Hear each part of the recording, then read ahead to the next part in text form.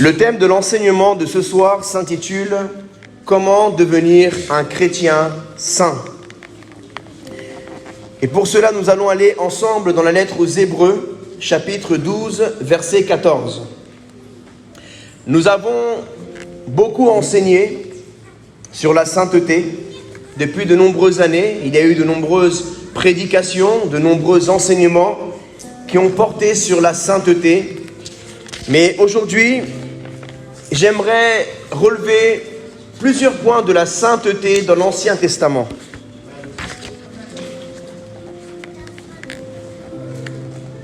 Il est écrit dans la parole de Dieu: « Recherchez la paix avec tous et la progression dans la sainteté. Sans elle, personne ne verra le Seigneur. » Je répète, recherchez la paix avec tous et la progression dans la sainteté.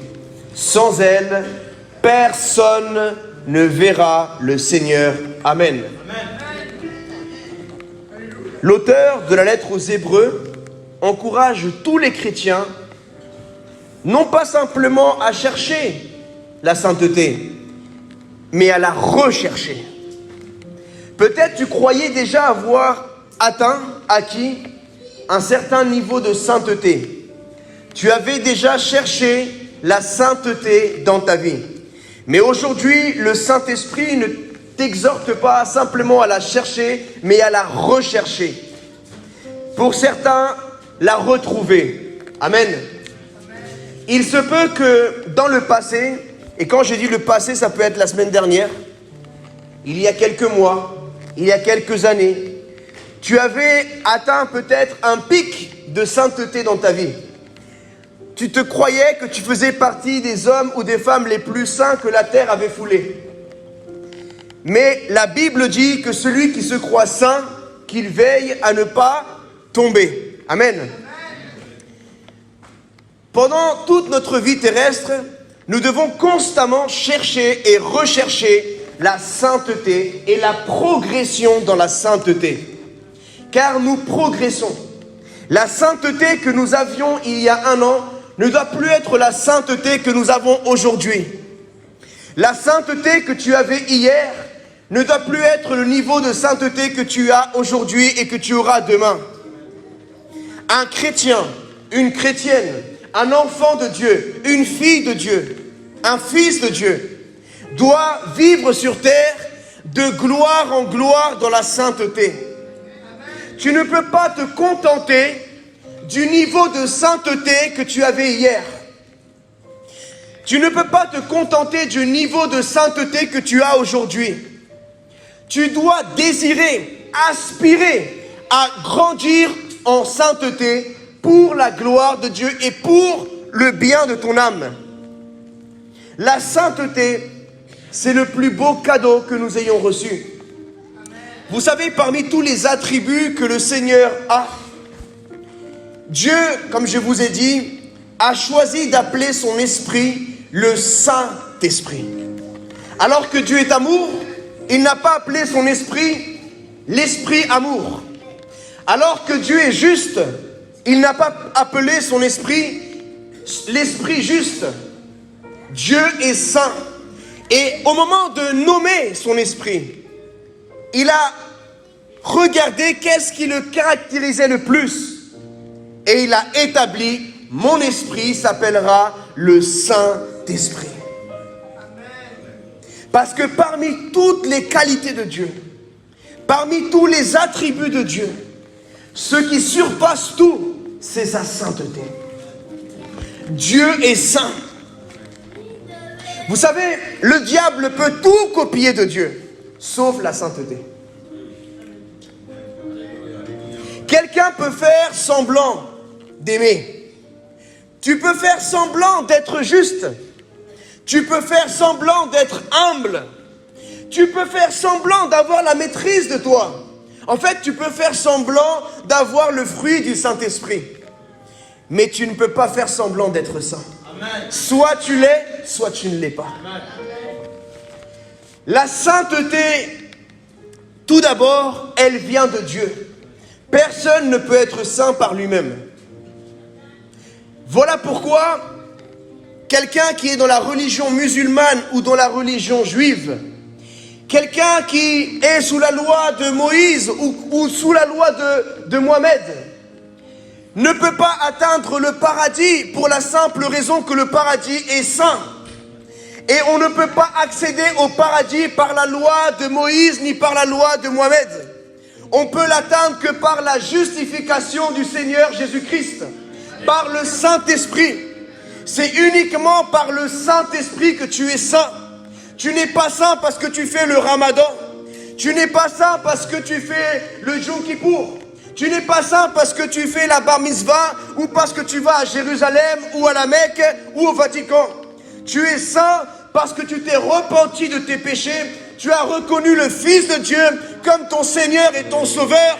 Et tu as reçu le Saint-Esprit de Dieu dans ta vie. Amen. C'est parce que tu as fait de ton corps et ton cœur la demeure, l'habitation du Saint-Esprit que tu es appelé saint. Ce n'est pas le pape qui est saint, ce ne sont pas les cardinaux qui sont saints, ce sont tous ceux qui ont reçu le Saint-Esprit en eux. Et nous ne sommes pas justes parce que nous sommes gentils. Nous ne sommes pas justes parce que nous sommes chrétiens, musulmans ou juifs, ou parce que nous allons le vendredi à la mosquée, le samedi à la synagogue ou le dimanche à l'église. Nous sommes justes parce que le sang précieux du Seigneur Jésus-Christ qui a coulé à la croix nous a justifiés devant Dieu notre Père et nous a purifiés. Amen. Et quand nous commettons le péché, nous ne sommes pas sous la loi, comme le font peut-être l'islam et le judaïsme qui vont à la synagogue, à la mosquée pour se présenter devant Dieu et font les ablutions. Les ablutions, c'est se nettoyer les oreilles, se nettoyer la bouche, les mains, les pieds. Ce n'est pas ça qui pourra purifier le sang qu'il y a sur tes mains, l'impudicité qu'il y a sur ton corps, ou que tes yeux ont vu. Ce n'est pas de l'eau ni du savon. Tu peux prendre tout le savon, te frotter les mains, te frotter les yeux. Mais si tu regardes de l'impudicité sur Internet, si tu commets des actes d'impudicité, de perversité avec tes mains, avec ta bouche, avec ton corps, tu peux te nettoyer les pieds, mais si tes pieds te mènent vers des endroits qui déshonorent le Saint-Esprit, eh bien, la Bible dit que tu ne verras pas le Seigneur. Parce que voir le Seigneur, c'est un honneur. Voir Dieu est un honneur qui n'a pas été donné aux religions de ce monde. Les religions ne verront pas Dieu. Les religieux ne verront pas Dieu. Ce ne sont pas les évangéliques, ni les catholiques, ni les musulmans, ni les juifs qui verront Dieu. Ce sont les enfants de Dieu qui verront leur Père. Amen. Parce que c'est ça l'héritage que nous avons reçu en Jésus-Christ. C'est de pouvoir voir Dieu notre Père. Le Père ne se laisse pas voir par sa création, mais par ses enfants. Alléluia. C'est un héritage, c'est un cadeau que nous avons reçu. Nous allons voir Dieu. Moïse n'a pas vu Dieu. Le prophète de l'islam n'a pas vu Dieu. Personne n'a vu Dieu. Seul le Fils a vu Dieu, le Père. Et il nous a donné cet héritage, cette capacité. Si nous sommes fils et filles, de pouvoir voir Dieu, notre Père. Amen. De pouvoir voir sa gloire sur la terre. Mais de pouvoir le voir aussi dans les cieux pour l'éternité, mes amis. La sainteté est un attribut très important que vous devez développer dans votre quête pour devenir un chrétien fort. Un chrétien qui est saint est un chrétien fort. Un chrétien qui marche dans la chair et dans le péché est un chrétien faible. Être saint, c'est être spécial, c'est être différent. C'est être différent. Lorsque tu prends la décision de te mettre à part dans ta vie, de te consacrer ton temps, ton corps, ton âme, ton esprit, dans la sanctification, tu deviens un chrétien et une chrétienne différente et différent. Un révivaliste, une femme de réveil, un homme de réveil ne peut pas devenir un homme ou une femme de réveil si il ou elle ne marche pas dans la sainteté de Dieu. S'il n'honore pas la sainteté du Saint-Esprit, tu ne seras pas un homme ou une femme de réveil, tu seras simplement un chrétien qui fait du bruit. Dieu veut la sainteté parce qu'il veut que nous soyons spéciaux et uniques à ses yeux et aux yeux du monde. En vivant votre vie d'une certaine façon et en ne faisant pas ce que tout le monde fait, vous devenez spéciaux et uniques aux yeux du Seigneur. Afin d'être utilisé par Dieu, vous devez être unique, différent et spécial. Aujourd'hui, beaucoup n'aiment pas le sujet de la sainteté parce que la plupart d'entre nous, parfois, sommes loin des normes bibliques. Cependant, il est très utile de s'efforcer à atteindre la sainteté. Rappelez-vous, lorsque le prophète Moïse est parti dans la gloire de Dieu, c'est Josué, son serviteur, qui a succédé à Moïse. Mais qu'est-ce que Dieu a dit à Josué? Josué, je t'efforcerai? Non. Il a dit, Josué, efforce-toi. Sois vaillant. Efforce-toi. Et aujourd'hui, je ne sais pas ce que tu traverses dans ta vie. Dans ton mariage, dans tes finances, dans ton travail, dans tes études, dans ton ministère, dans ta vie spirituelle. Mais le Seigneur, aujourd'hui, veut que tu t'efforces toi-même. C'est toi qui dois t'efforcer. Le Seigneur t'efforce lorsque toi, tu t'efforces d'aller dans sa présence. Mais c'est toi qui dois faire le premier effort de quitter ton lieu de paresse pour aller dans le lieu de prière et de guerre spirituelle. Pour fermer la porte de ta chambre, c'est toi qui dois faire cet effort. Et le Saint-Esprit t'efforcera lorsque tu seras déjà dans sa présence. Tu dois t'efforcer d'ouvrir la Bible tous les jours. Et le Seigneur te donnera la force de pouvoir comprendre la révélation de la parole de Dieu. Tu dois t'efforcer de sortir de chez toi pour aller gagner des âmes. Et le Seigneur mettra ses paroles dans ta bouche, mais tu dois t'efforcer. Bien-aimés, nous nous sommes efforcés pour aller gagner de l'argent. Nous avons quitté des pays d'origine. Nous avons quitté l'Amérique latine, l'Afrique, l'Asie. Pour venir dans les pays occidentaux, nous avons quitté notre confort. Pour venir dans ces pays occidentaux. Pour l'argent. Pour le Dieu de ce monde. Pour l'argent, certains ont été prêts à tuer. Certains ont été prêts à tout quitter, à tout laisser, à sacrifier, à payer le prix pour gagner plus d'argent. Mais est-ce que tu es prêt aujourd'hui à chercher Dieu autant ou plus que ce que tu cherches l'argent? Tu te lèves quand tu trouves un travail où tu dois te lever tôt le matin. Tu commences à 7 h du matin, dans le froid. Tu te lèves à 5 h du matin pour aller gagner de l'argent. Mais quand le Saint-Esprit te dit, lève-toi à 5 h du matin, ma fille, mon fils, pour gagner plus de ma présence, plus de sainteté, nous ne le faisons pas. Pourquoi? Pourquoi? Parce qu'en vérité, tu sais ce que c'est la vérité? C'est que nous donnons plus d'importance à l'argent qu'à la présence de Dieu. Dans notre cœur, et ça, nous pouvons dire ce que nous voulons. Tu peux dire ce que tu veux. Tu aimes le Saint-Esprit, tu peux dire ce que tu veux. Mais si par tes actes, tu ne montres pas au Saint-Esprit, tes paroles, c'est que du vent. Qu'est-ce qui te fait sortir de ton lit? L'argent ou la présence de Dieu? Qu'est-ce qui fait quitter ton lit? Qu'est-ce qui te fait te coucher tard? La présence de Dieu ou les plaisirs de ce monde? Ou les vanités de ce monde? Je crois que Dieu est en train de nous exhorter à nous tous. Il y a des choses qui sont devenues des idoles dans notre vie, qui prennent la place de la présence de Dieu, de la sainteté. Et vous savez, comme mon père spirituel aime dire, j'ai pris la Bible de Genèse à Apocalypse, j'ai tout lu, mais je retiens vraiment la sainteté.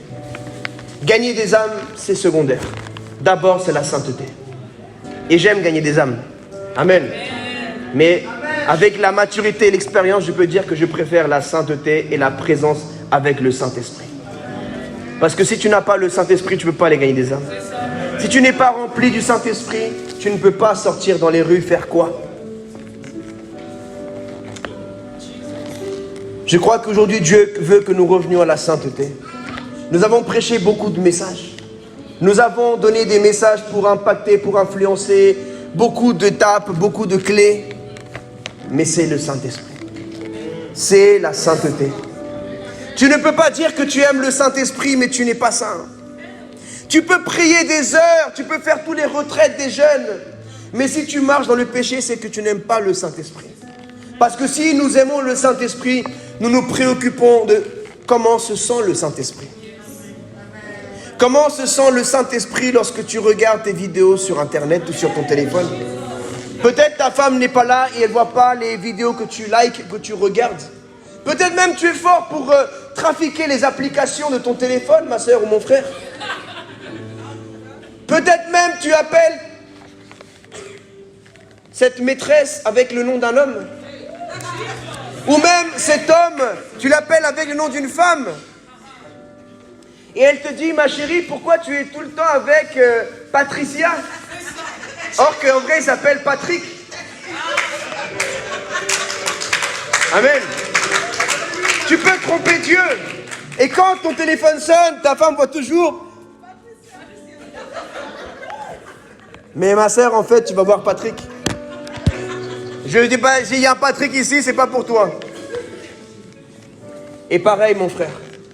Ne te moque pas de ta femme, ne te moque pas de ton mari, parce qu'en vérité, tu n'es pas en train de te moquer d'un homme ou d'une femme, tu es en train de te moquer du Saint-Esprit de Dieu, et personne ne se moque de Dieu. Parce que je peux te dire quelque chose, si tu te moques de Dieu, c'est que tu ne connais pas Dieu. Parce que si tu connaîtrais vraiment Dieu, tu ne joues pas avec lui. C'est que tu n'es pas encore tombé de ton cheval. C'est que Dieu ne t'a pas encore rendu aveugle 3 jours, comme l'apôtre Paul. Voilà pourquoi l'apôtre Paul ne blaguait pas avec le Seigneur. Les autres apôtres ont blagué. Ils se sont permis de le trahir, de le renier, de douter. Mais ils n'ont pas connu la crainte de Dieu. Et c'est la crainte pour la sainteté qui va te mener à la sainteté.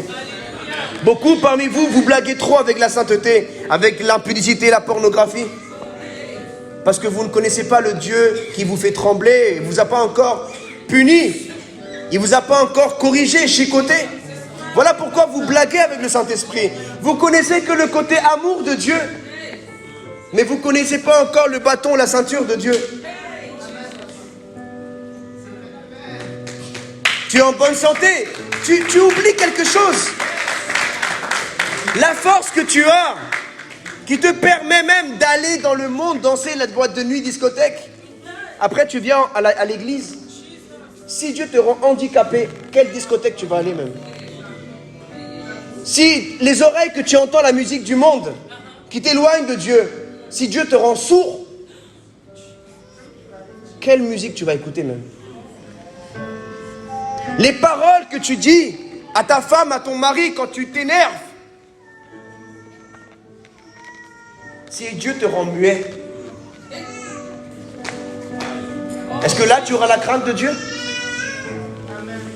Avec les mêmes oreilles que tu dois écouter la parole de Dieu et les louanges du Seigneur, tu écoutes des médisances, des critiques, tu écoutes des blagues perverses au chantier, au travail.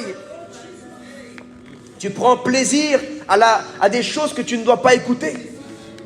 Et si Dieu te rend des sourds, et si Dieu te rend des muets, et si Dieu te rend aveugle, que tu ne peux plus voir cette impudicité que tu regardes, valorise les yeux que tu as, ne sont pas des yeux de déshonneur, ce sont des yeux d'honneur pour honorer le Saint-Esprit.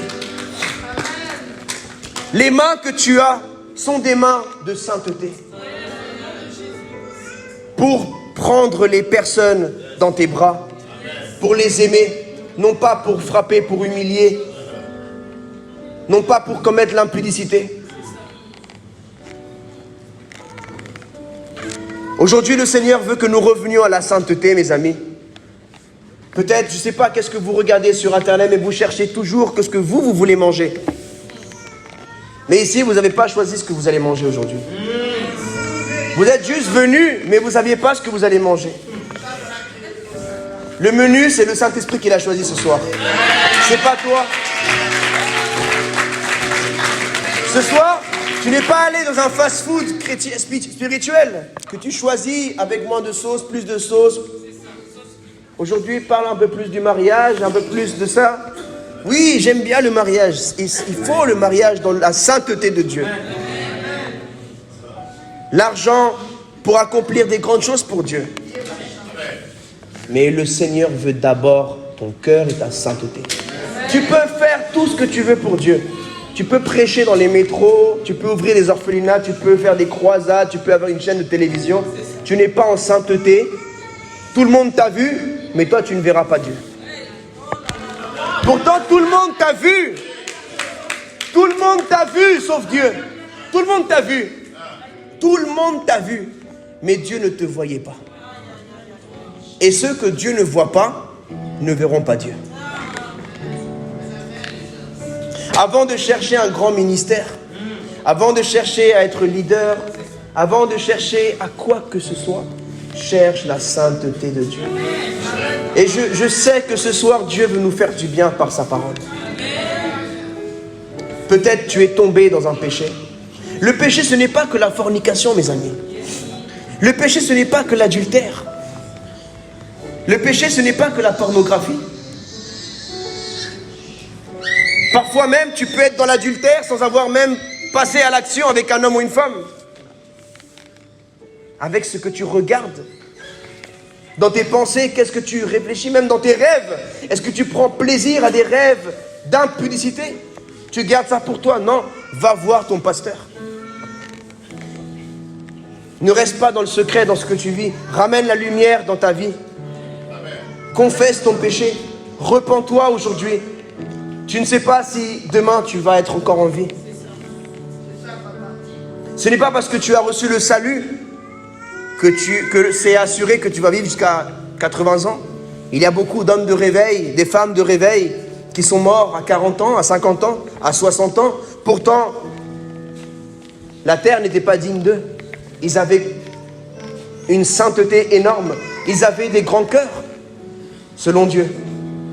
Mais ça ne détermine pas que tu vivras un certain temps. Et ce n'est pas ceux qui vivent plus longtemps que Dieu les aime plus que ceux qui partent avant dans la gloire de Dieu.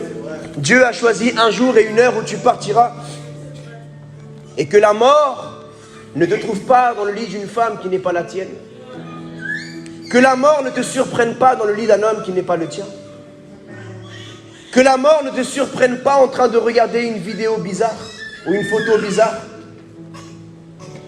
Que la venue glorieuse du Seigneur ne nous surprenne pas dans le péché, mais nous surprenne en train d'adorer le Saint-Esprit. Que nous surprenne en train de lire la Bible. Qu'elle nous surprenne en train de prêcher l'Évangile. Amen. C'est ma prière. J'ai dit au Seigneur, je veux mourir que de 3 façons, Seigneur. Soit tu me prends en train de lire la Bible, ou en train de prier, ou en train de prêcher l'Évangile. Mais je ne veux pas mourir d'une autre façon. Je veux que quand tu viennes me chercher, Seigneur, soit ton retour glorieux, soit la première mort, parce que la seconde mort n'a aucun pouvoir sur toi. Jésus l'a vaincu déjà pour toi. Ce que tu passeras de quitter ton âme, de ton corps corruptible à ton corps incorruptible, c'est comme un bébé qui est dans le ventre de sa maman, il est vivant, mais il quitte cette réalité pour passer à une autre réalité. C'est la même transition. N'aie pas peur de la mort. N'aie pas peur de la mort. Sois prêt à mourir pour la sainteté. Sois prêt à mourir pour l'évangile. Sois prêt à mourir à toi-même. Sois prêt à perdre. Perds tout ce que tu veux. Perds de l'argent. Perds un travail. Mais pourvu que tu restes dans la sainteté. Si ton métier te fait pécher, sors de ce métier.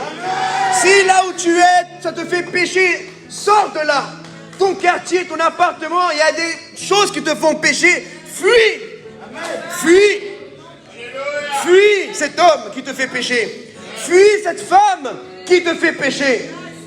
Fuis cet endroit qui te fait pécher. Et cours vers la présence de Dieu. Cours te réfugier. Amen. Voilà pourquoi. Voilà pourquoi. qu'il fallait.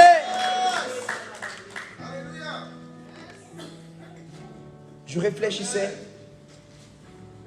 Et Jésus est notre refuge. Le Saint-Esprit doit être ton refuge. Tu traverses des moments difficiles. Peut-être même tu es vexé contre quelqu'un et tu veux te venger. Ça aussi, c'est un péché grave. Je veux maintenant parler des codes de la sainteté. Il y a plusieurs codes. Je n'arriverai pas à tous les énumérer car il y en a beaucoup. Mais je voudrais aller dans le livre de Lévitique, chapitre 26, verset 3, et citer quelques codes de la sainteté.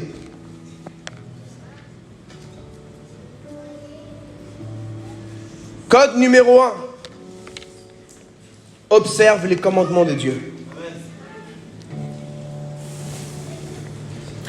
Si vous suivez mes prescriptions, si vous gardez mes commandements et les mettez en pratique, je vous enverrai des pluies en leur saison.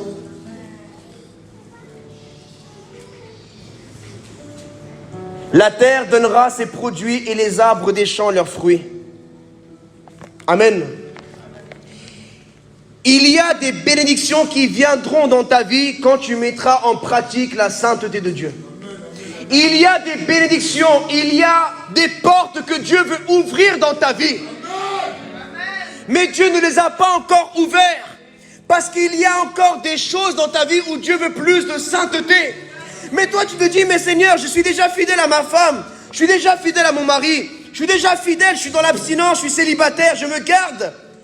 Je ne suis pas dans l'impulsivité. Mais qu'est-ce qu'il y a qui est une porte au péché ouverte dans ma vie? Les pensées. Les sens, ce que tu regardes, ce que tu parles. Parfois même comment tu réponds à ta mère. Comment tu réponds à ton père.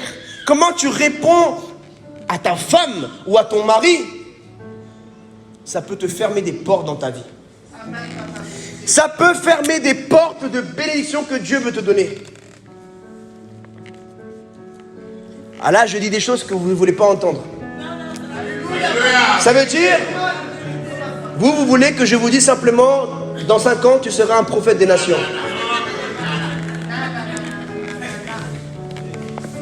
Mes amis, je vous le dis en vérité, il y a des paliers d'onction. Il y a des paliers de sainteté. Amen. Et pour atteindre un autre palier, tu dois te remettre en question. Amen. Tu dois revisiter ta vie spirituelle. Ok, j'ai fermé les portes de la fornication. J'ai fermé la porte de l'adultère. J'ai fermé la porte de la médisance. J'ai fermé la porte de la vengeance, de la haine, de la colère. Mais peut-être que tu parles mal à quelqu'un encore.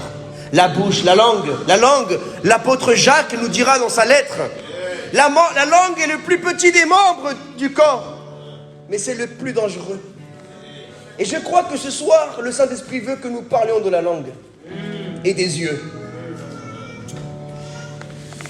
La langue et les yeux.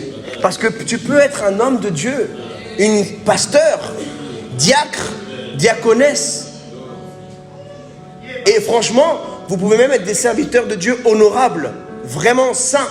Mais juste, j'ai contre toi que tu dis encore des choses que je n'aime pas, dit le Seigneur. Tu te permets encore de dire des choses alors que tu as atteint un niveau d'onction, de ministère, où tu ne peux plus te permettre de dire ce que tu disais avant. Et c'est pour ça qu'il y a des choses qui sont encore bloquées dans ta vie. Pourtant, tu es un grand serviteur de Dieu.